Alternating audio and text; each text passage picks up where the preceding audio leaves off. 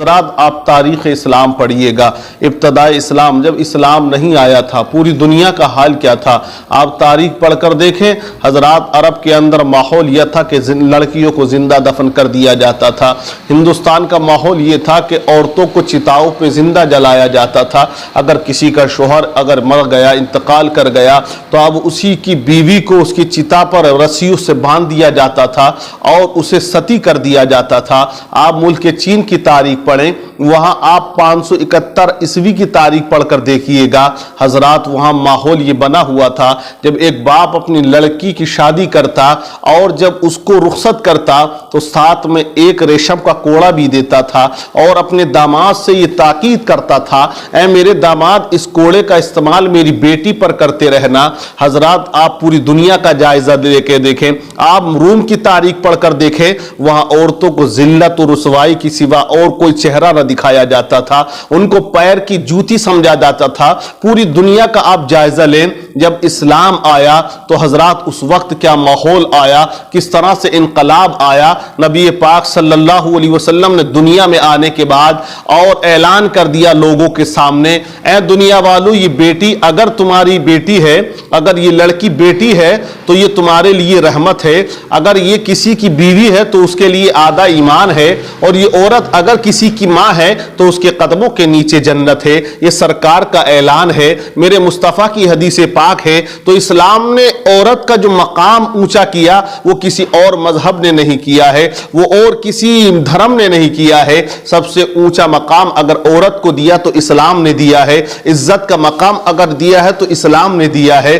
حضرات محترم تو یہ پوری دنیا کا ماحول تھا، لیکن اسلام آیا، اسلام نے حضرات یہ بتایا کہ عورت کیا چیز ہوتی ہے۔ نبی پاک نے اس دور میں فرمایا تھا جب لوگ لڑکیوں کو زندہ دفن کر دیا جاتا تھا، لڑکیوں کو لوگ زندہ دفن کر رہے تھے، نبی نے فرمایا کہ فاطمہ میرے جگر کا ٹکڑا ہے۔ تو فاطمہ کو نبی پاک نے اپنے جگر کا ٹکڑا کہا، اس وقت کہا جب لوگ لڑکی کا چہرہ دیکھنا گوارا نہیں کرتے تھے۔ حضرات پہاڑوں میں جا کے چھپ جایا کرتے تھے، اور اگر اس کے گھر میں بیٹی کی ولادت ہوتی تو وہ اپنے چہرے پہ نقاب ڈال کے بازار میں آتا، کہتا آج تو میری عزت لوٹ چکی ہے، آج میرے گھر میں بیٹی پیدا ہو گئی، میری عزت نیلام ہو چکی ہے۔ تو ایک دور وہ تھا، ایک ماحول ویسا پایا جاتا تھا، ایک زمانہ ایسا تھا کہ عورتوں کو منحوس سمجھا جاتا تھا، لڑکیوں کو منحوس سمجھا جاتا تھا، اس کا باپ اپنی بیٹی کا چہرہ دیکھنا گوارا نہ کرتا تھا۔ لیکن مصطفیٰ دنیا میں آئے اور سرکار نے عورتوں کے مقام کو اونچا کر دیا،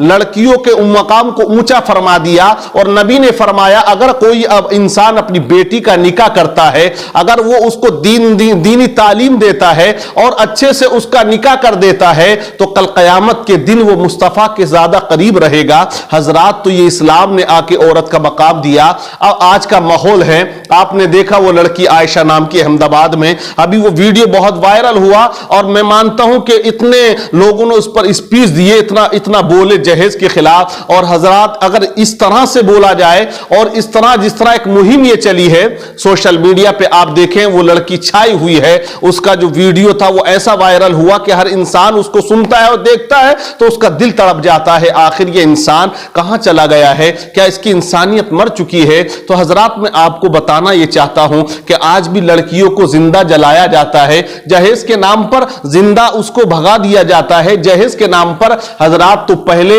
ایک دور وہ تھا کہ لڑکی ہونا اس کے لیے جرم تھا، آج اگر یہ کسی کی لڑکی ہے اور حضرات اگر جہیز معقول نہ دیا گیا تو اب اس کے ساتھ یہ سلوک ہو رہا ہے کہ اسے تانے دیے جاتے ہیں اور اس کو مارا جاتا ہے، اس کو گھر سے نکالا جاتا ہے۔ تو اس طرح ظلم و بربریت کا یہ ماحول جو پایا جاتا ہے، اے مسلمانوں یہ تو تمہارا ماحول نہیں ہے، یہ تو تمہارا مذہب نہیں ہے، تمہارا اسلام تو اس بات کی اجازت نہیں دیتا ہے۔ نبی نے فرمایا نکاحوں کو آسان کرو اور زنا کو دشوار کرو، نکاح آسان ہو جائے گا، زنا دشوار ہو جائیں گے۔ لیکن آج اگر آپ دیکھیں پوری دنیا کا جائزہ لیں تو نکاح بہت مشکل ہو گیا اور زنا بڑا آسان ہو چکا ہے۔ جگہ جگہ زناؤں کے بازار لگے ہوئے ہیں، جگہ جگہ زناؤں کے اڈے چل رہے ہیں۔ حضرات تو یہ نوجوان اپنی جوانیوں کو وہاں پہ جا کے برباد کرتا ہے، لیکن اسلام نے اس بات کی اجازت نہیں دی ہے۔ بے حیائی کو اسلام نے ختم کیا ہے، اور اسلام بے حیائی کی اجازت بھی نہیں دیتا ہے،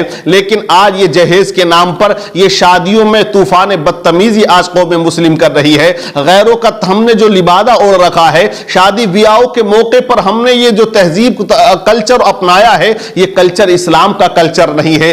آپ دیکھیں اخبار میں پڑھتا ہوں، میں نے اخبار پڑھا ایک جگہ، اس میں ایک نیوز چھپی ہوئی تھی، ایک مسلم لڑکی ہے غیر کے ساتھ شادی کر رہی ہے اور وہ اپنا انٹرویو دے رہی ہے، اپنا نام بھی بتا رہی ہے اور وہ اپنا مکان بھی بتا رہی ہے۔ ابھی آپ مدھیہ پردیش کی میں نے دیکھا ایک گڑیا، آپ کا نام بتائیے۔ سائرہ وی۔ آپ یہ جو شادی کر رہی ہیں، اس میں کسی پرکار کا کوئی زور دباؤ تو نہیں ہے آپ پر؟ نہیں، اپنی مرضی سے کر رہی ہیں؟ اپنی مرضی سے کر رہی ہوں۔ بالکل سچ بول رہی ہیں؟ ہاں، سچ بول رہی ہوں۔ ٹھیک۔ اور یہاں پر آپ نے جو شپتھ پتر دیا ہے، ایفیڈیوٹ دیا ہے، اس میں آپ نے کہا ہے کہ میں ہندو ریتی رواج میں وشواس رکھتی ہوں اور ہندو ریتی رواج سے ویوہار کرنا چاہتی ہوں، تو آپ کے کہے انسار، آپ کے شپتھ پتر کے انسار ہم آپ کا ہندو ریتی رواج سے دیوی دیوتاؤں کے پوجن کے ساتھ پانی گرہن سنسکار، ویواہ سنسکار کرا رہے ہیں۔ ٹھیک ہے؟ ٹھیک ہے۔ ٹھیک ہے۔ مطلب ویڈیو میرے پاس آئی، اس میں وہ لڑکی اقرار کر رہی ہے، مطلب ایک مسلم لڑکی ہے جو پھیرے لے رہی ہے، ایک مسلم لڑکی ہے جو حضرات اپنا دھرم تبدیل کر رہی ہے۔ حالانکہ کوئی مسلم لڑکا اگر غیر مسلم کو لاتا ہے تو اسے لفظ جہاد کا نام دے دیا جاتا ہے، لیکن میں اپنے مسلمان بھائیوں سے کہوں گا، ان نوجوانوں سے کہوں گا جو غیر مسلم لڑکیوں کو لاتے ہیں، جو ہندو مذہب کی لڑکی کو لاتے ہیں اور خوش ہوتے ہیں میں نے کلمہ پڑھا دیا، ایک جو ہے غیر کو کلمہ پڑھا دیا ہے، حالانکہ وہ لوگ جو دوسروں کی لڑکی غیر مذہب کی لے کر آتا ہے، میں اس سے اتفاق نہیں رکھتا ہوں۔ اے میرے بھائی، تو غیر مذہب کی لڑکی اپنے لے کر آ رہا ہے، تو عشق میں ڈوب گیا اور محبت کے طوفان میں ڈوبنے کے بعد تو اس طرح کی باتیں کرتا ہے اور کہتا ہے کہ میں ایک لڑکی سے پیار کرتا تھا۔ تو اس کو جو لے کے آیا وہ مذہب کے لیے نہیں، اپنی چاہت کے لیے لے کر آیا ہے، اس کو اپنی محبت کے لیے لے کر آیا ہے، تو اپنے عشق کے لیے لے کر آیا ہے، تو اپنے نفس کی خاطر اس کو لے کر آیا ہے۔